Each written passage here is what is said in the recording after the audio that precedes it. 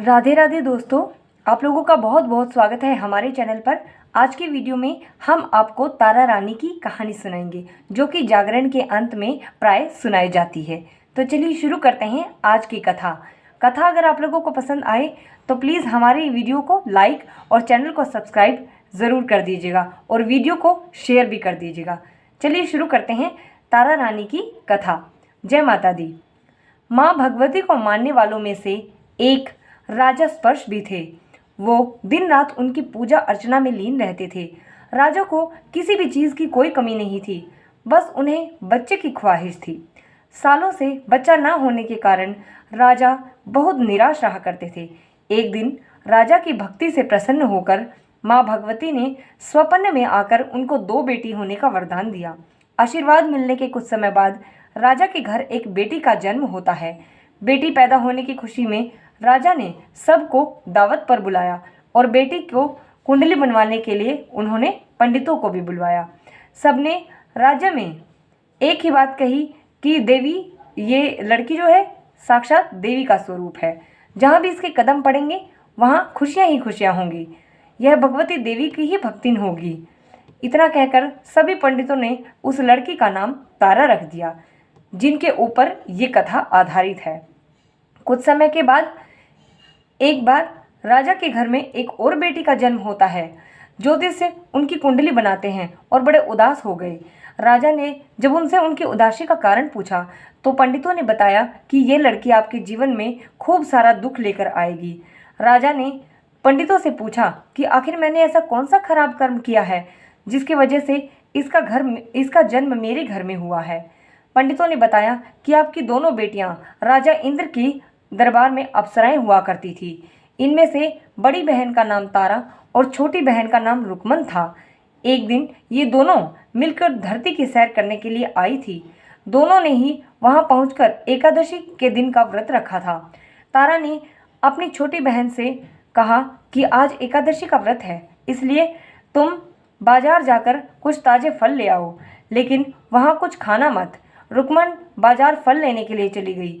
वहां उसे मछली के पकोड़े दिखे। उसने झट से उन्हें खा लिया और अपनी दीदी के लिए फल लेकर वापस आ गई। रुकमन से तारा ने पूछा कि तुम अपने लिए फल क्यों नहीं लाई हो, तो इस पर उसने उत्तर दिया कि वो मछली के पकोड़े खाकर आई है।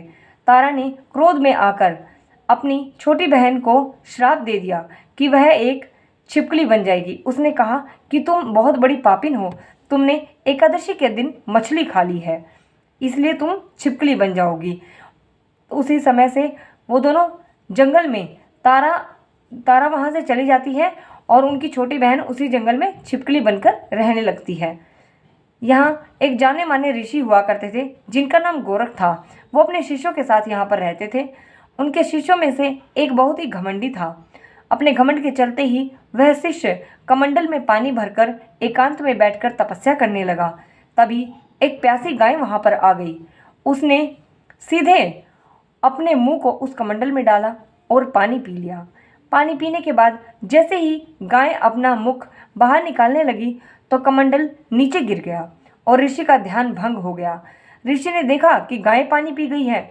अब गुस्से में आकर ऋषि ने गाय को एक चिमटे से बुरी तरह से पीटा और घायल कर दिया। इस बात की जानकारी जब गुरु गोरख को पड़ी तो वो तुरंत गाय को देखने के लिए गए।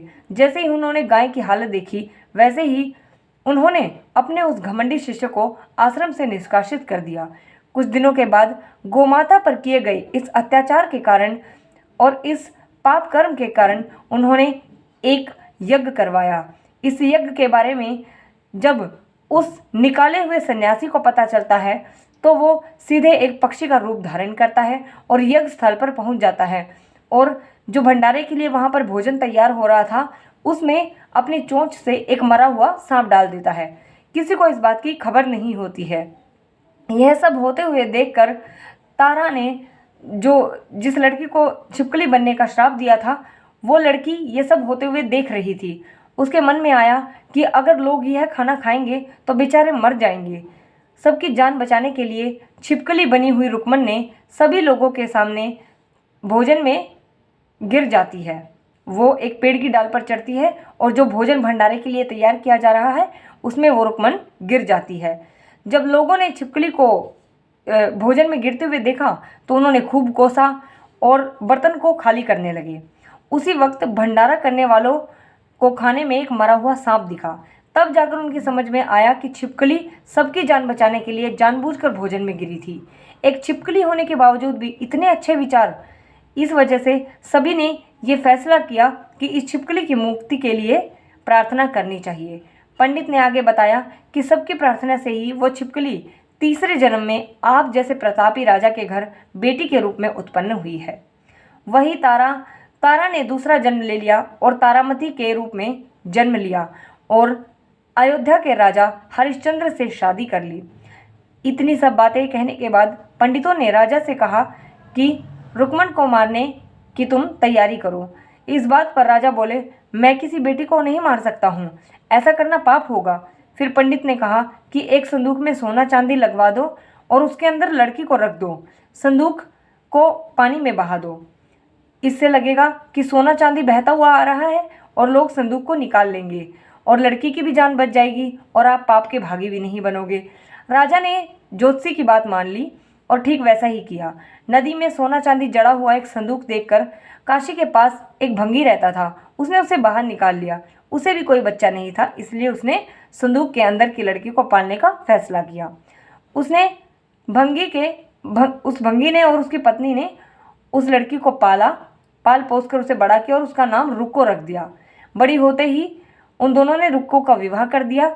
रुक्को की सासू माँ तारामती और राजा हरिश्चंद्र के महल में साफ सफाई का काम किया करती थी। मतलब जो बड़ी बहन थी उनके ही महल में काम किया करती थी छोटी बहन की सास। तो जब उनकी सासू माँ बीमार पड़ गई तो अपनी सास की जगह वो उस महल में काम करने जाने लगी। तो तारामती ने अपने पुराने जन्म के पुण्य के कारण उसे पहचान लिया और कहा कि तुम मेरे पास आके बैठ जाओ। रुक्को ने कहा कि मैं तो भंगिन हूँ, इसलिए मैं आपके पास नहीं बैठ सकती। तब तारामती ने उसे बताया कि तुम पूर्व जन्म में मेरी ही बहन थी। तुमने एकादशी के व्रत के दिन मछली खा ली थी, इसलिए मैंने तुम्हें दंड देते हुए छिपकली बनने का श्राप दिया था। अब तुम्हें दोबारा मनुष्य के रूप में जन्म मिला है, तो इस जन्म को माँ वैष्णो देवी के पुण्य और पूजा में लगा दो।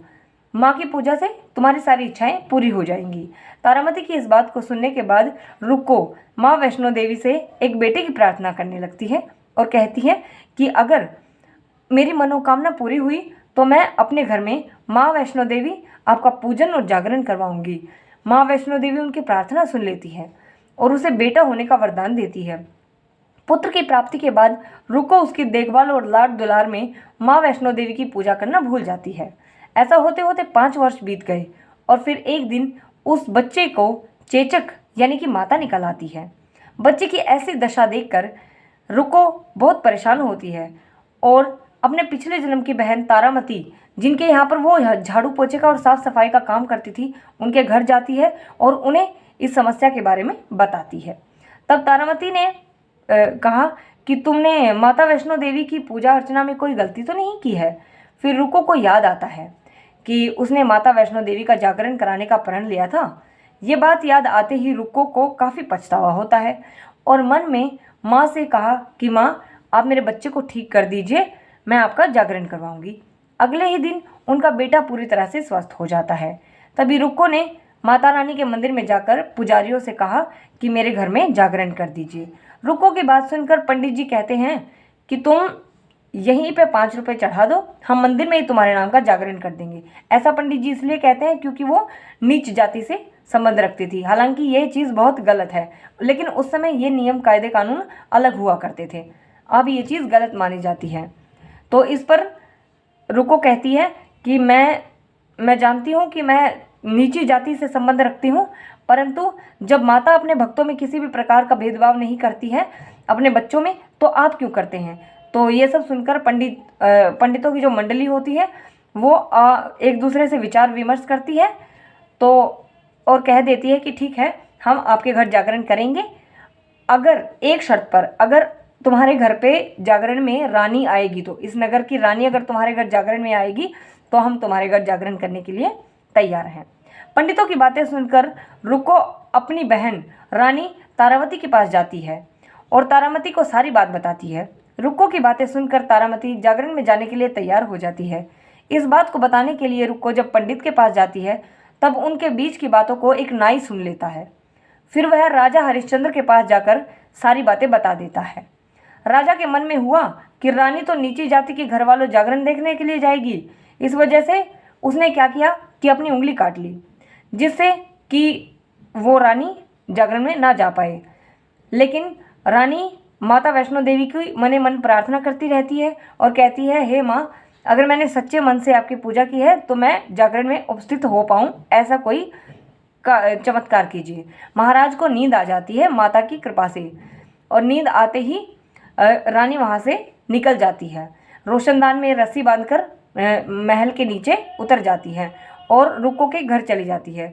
इसी जल्दबाजी में जब वो नीचे उतर रही थी तो वहाँ पर एक रुमाल गिर जाता है रानी का और उसके पैरों की पायल गिर जाती है। तो थोड़ी देर में जब राजा की नींद टूटती है, नींद टूटने के बाद राजा देखता है इधर उधर, रानी की तलाश करता है लेकिन उनको नहीं मिलती है कहीं भी। तो जब राजा उनकी पायल और उनके रुमाल को पड़ा हुआ देखता है और उसी का पीछा करता हुए राजा जागरण में पहुंच जाता है। वो जान गया था कि वो जागरण में ही गई होगी, तो वो जागरण में चला जाता है और वहाँ पर जाकर चुपचाप बैठकर जागरण सुनने लगता है। माँ वैष्णो देवी की जय जयकार के साथ जागरण खत्म होता है और सभी को प्रसाद दिया जाता है। तब रानी अपने हिस्से का प्रसाद को झोली में डाल लेती है। रानी को ऐसा करने पर लोग उनसे पूछते हैं कि वो प्रसाद क्यों नहीं खा रही हैं, क्या हम नीची जाति के हैं इसलिए तुम प्रसाद नहीं खा रही हो? लेकिन रानी कहती है, नहीं, ऐसा कुछ नहीं है, ये प्रसाद तो मैं राजा के लिए लेके जा रही हूँ। तो वहाँ पर उपस्थित लोग कहते हैं, कोई बात नहीं, आप भी प्रसाद खा लीजिए। तो रानी वहाँ पर बैठकर सबके सामने प्रसाद खा लेती है और वहाँ से निकल जाती है। जब वह राजमहल के निकल जाती है तो रास्ते में उन्हें राजा मिलते हैं। तो राजा कहते हैं, तुम नीच जाति के घर प्रसाद खाकर खुद को अपवित्र करके आई हो और तुम मेरे लिए प्रसाद लेकर आई हो, तो तुम क्या चाहती हो कि मैं भी अपवित्र हो जाऊं? अब तुम ऐसा करो, तुम महल नहीं जा सकती, तुम्हें महल में नहीं जाना चाहिए, अब तुम इस योग्य नहीं रही। ये बोलते हुए जब राजा रानी की झोली में देखता है तब उन्हें प्रसाद की जगह गुलाब, चंपा और अनेक प्रकार के कच्चा चावल और सुपारियाँ इत्यादि नजर आती हैं। इस चमत्कार को देखकर राजा हैरान हो जाते हैं। फिर राजा चुपचाप रानी को अपने साथ लेकर महल पहुंचते हैं।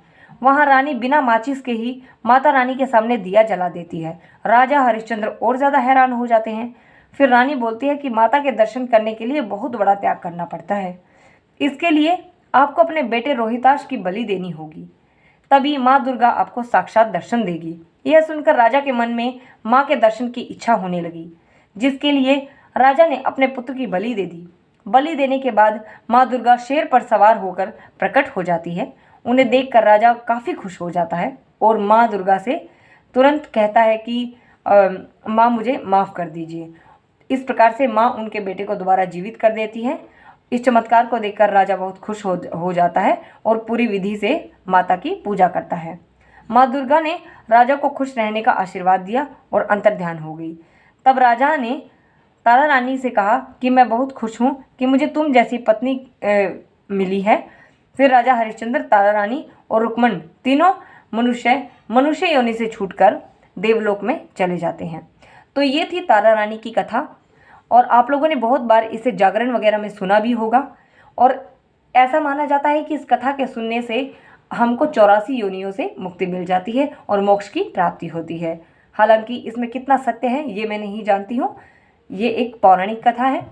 उम्मीद है कि आप लोगों को वीडियो पसंद आया होगा और अगर आया है तो प्लीज़ इसे लाइक और शेयर कीजिएगा, साथ ही सब्सक्राइब कर लीजिएगा ऐसे ही और वीडियोस देखने के लिए मेरे चैनल को।